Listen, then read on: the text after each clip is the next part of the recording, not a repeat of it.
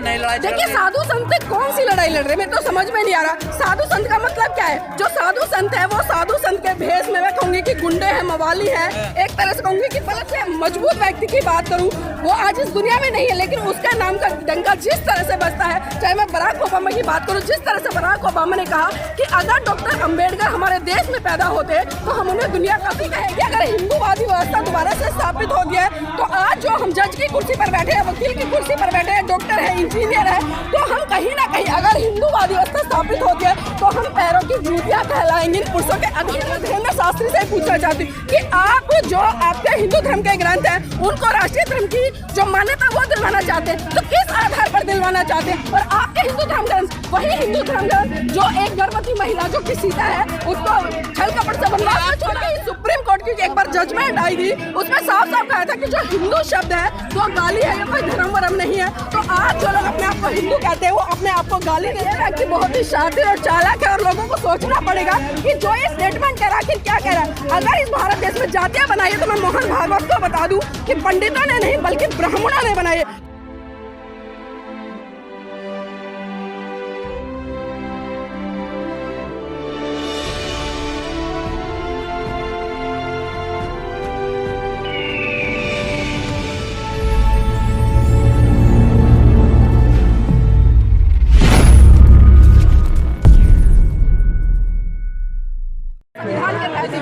ये सोचना पड़ेगा कि जो लोग आज परम पूज्य बाबा साहब के संविधान के तहत हर तरह से स्वतंत्र रूप से हर तरह की बातें कर अपनी अभिव्यक्ति के माध्यम से अपने विचारों को रख रहे हैं, तो आज ये बहुत जरूरी हो जाता है, चाहे वो हिंदू राष्ट्र की बात करे, किसी की बात करे, लेकिन जो संसद भवन का नाम है वो बाबा साहब के नाम पर ही होना चाहिए। जब रात के अंधेरे में बाबा साहब की मूर्तियां तोड़ दी जाती है तो संसद का नाम कैसे रखा जाएगा? देखिए मूर्तियां तोड़ने का प्रकरण आज का नहीं है बल्कि सदियों से रहा है, और आपको समझना पड़ेगा कि परम पूज्य बाबा साहब जब जीते जी, मैं कहती हूँ कि इतने खतरनाक नहीं थे इन लोगों के लिए जितने वो मरने के बाद हो गए।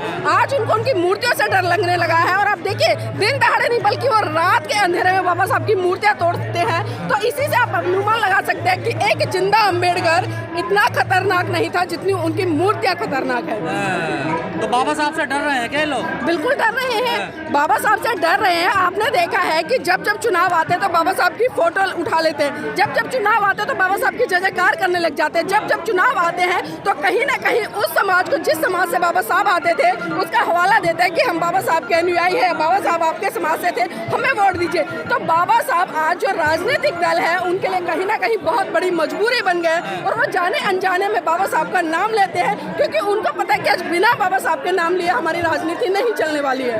अगर बाबा साहब का नाम रख दिया जाए नई संसद का तो क्या फायदा होगा हम लोगों को? देखिए फायदा क्या होगा, विश्व स्तर पर अगर मैं परम पूज्य बाबा साहब की बात करूं, मुझे ये बताइए भारतीय जनता पार्टी के पास में ऐसा कौन सा चेहरा है जो आज वर्ल्ड लेवल पर फेमस है? अगर परम पूज्य बाबा साहब की मैं बात करूं तो मोदी जी दुनिया में फेमस है। किसने कहा? देखिए आप अपने नाम का अपने मीडिया के प्रचार के माध्यम से कितना ही करा लीजिए, लेकिन अगर मैं इस देश के सबसे मजबूत व्यक्ति की बात करूं, वो आज इस दुनिया में नहीं है, लेकिन उसका नाम का डंका जिस तरह से बजता है, चाहे मैं बराक ओबामा की बात करूं, जिस तरह से बराक ओबामा ने कहा कि अगर डॉक्टर अंबेडकर हमारे देश में पैदा होते तो हम उन्हें दुनिया का सूरज कहते, और जिस तरह से परम पूज्य बाबा साहब को तमाम उन डिग्रियों से नवाजा गया, तमाम उन उपाधियों से नवाजा गया है, तो इसके से लगता है कि परम पूज्य बाबा साहब के कारण जो पार्लियामेंट है उसका नाम होना चाहिए और उनके आधार पर ही होना चाहिए। सारे साधु संत लड़ाई लड़ रहे हैं, हिंदू राष्ट्र होना चाहिए, आपने नहीं लड़ाई। देखिए साधु संत कौन सी लड़ाई लड़ रहे हैं, मेरे तो समझ में नहीं आ रहा। साधु संत का मतलब क्या है? जो साधु संत है वो साधु संत के भेष में मैं कहूंगी कि गुंडे हैं, मवाली है,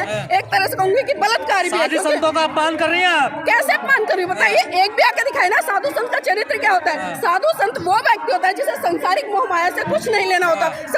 साधु संत वो होता है, अगर मैं उसको भला बुरा कुछ भी बोलूं, उसे किसी भी तरह का कोई भी उसके ऊपर प्रभाव नहीं पड़ेगा। लेकिन आज देख रहे हैं कि हम जो नकली चोला पहनकर साधु संतों का घूम रहे हैं, वो किस तरह से धर्म का प्रचार कर, किस तरह से वो भारत को हिंदू राष्ट्र बनाने की बात कर रहे हैं। और जिस हिंदू राष्ट्र की आप लोग लगातार बात करते हो, जिस हिंदू राष्ट्र की लगातार भारतीय जनता पार्टी बात करती है, जितने भी हिंदू संत और भारतीय जनता पार्टी के तहत तैयार कर दिए गए हैं वो बात करते हैं। मुझे बताइए उस हिंदू राष्ट्र में आखिर होगा क्या? उस हिंदू राष्ट्र में जिस तरह से महिलाओं की जो दयनीय स्थिति थी, इनके धर्म ग्रंथों के अनुसार आपने देखा कि महिला को पैर की जूती के बराबर समझा जाता था। आपने देखा कि जिस तरह से रामचरितमानस में जो प्रकरण रहा कि जो सीता मैया है उसको गर्भ अवस्था में जंगलों में छोड़ दिया गया, तो ये है हिंदू धर्म ग्रंथों की विशेषता। ये नया भारत है, ये नया भारत है। कैसा भारत है ये? क्या इस भारत देश में रहने वाले लोग तमाम धर्मों के, तमाम जातियों के, तमाम सांप्रदायिकता के आते हैं, लेकिन वो लोग कौन होते हैं जो आज जाति मुक्त भारत होगा, जाति मुक्त भारत। देखिए, जाति मुक्त भारत होगा, लेकिन उसके पीछे क्या है? जिस तरह से महाकारुणिक तथागत बुद्ध ने समता, मैत्री, करुणा, भाईचारे का संदेश देते हुए सबको बुद्ध की विचारधारा की तरफ बढ़ने के लिए प्रेरित किया, प्रेक्षित किया कि जो भी व्यक्ति बुद्ध की शरण में जाएगा उसका अपने आप विकास होगा। लेकिन आज हम देख रहे हैं कि भारत देश में कुछ तथाकथित लोग ऐसे निकल कर आ रहे हैं जो लगातार बात कर रहे हैं कि हम हिंदू राष्ट्र बना के रहेंगे। क्यों भाई? इस देश में क्या मुसलमान नहीं रहते? इस देश में सिख नहीं रहते? इस देश में ईसाई नहीं रहते? इस देश में तमाम धर्मों को मानने वाले लोग रहते हैं। और भारत का संविधान ये कहता है कि ये जो भारत देश है वो एक धर्मनिरपेक्ष देश है और इसमें प्रत्येक व्यक्ति को अपनी आजादी के अनुसार हर धर्म को मानने की आजादी है। तो यहाँ पर हिंदू राष्ट्र की जो बात करें वो तो कभी बनेगा नहीं, सपने में भी नहीं बन सकता। अम्बेडकर वादियों को क्या दिक्कत है? देखिए, अम्बेडकर वादियों को दिक्कत नहीं, बल्कि मैं कहूँगी आज सभी को दिक्कत है। आप पूछे स्वर्ण समाज की उस महिला से जाकर जो आज उच्च पदों पर बैठी है, आज पूछे उस ब्राह्मण समाज की महिला से जाकर जो जज बनकर बैठी है, वो भी कहेगी अगर हिंदूवादी व्यवस्था दोबारा से स्थापित हो गया है तो आज जो हम जज की कुर्सी पर बैठे हैं, वकील की कुर्सी पर बैठे हैं, डॉक्टर है, इंजीनियर है, तो हम कहीं ना कहीं अगर हिंदूवादी व्यवस्था स्थापित हो गया है तो हम पैरों की जूतियां कहलाएंगी, पुरुषों के अधीन हो जाएंगे। क्यों नहीं कर रहे हैं? देखिए, जो पढ़ी लिखी महिलाएं वो खुलकर कर रही है। महिला विरोध करती है। देखिए, दलित महिला नहीं, जो पढ़ी लिखी है, आप इसमें दलित को इंक्लूड मत कीजिए।